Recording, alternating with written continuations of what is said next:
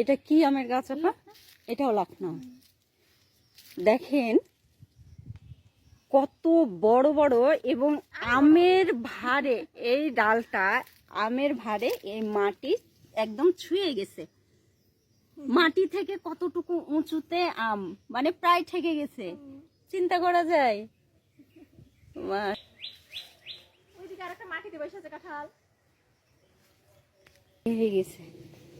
এ তো বড় হয়ে মাটির, আপনাকে মাটি গর্ত করতে হবে না, না হলে তো এ কাঁঠাল আপনি করতে পারবেন না।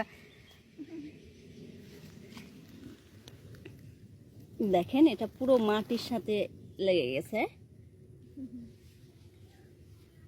বাহ, দারুণ। উপরে অনেক বড়, এগুলো কাঁঠাল অনেক সুস্বাদু হয়, অনেক লম্বা হয়। তার মানে এই মাটির এই কাঁঠালকে আপনাকে গর্ত করতেই হবে, না হলে ও লম্বা হবে না, স্পেস পাবে না।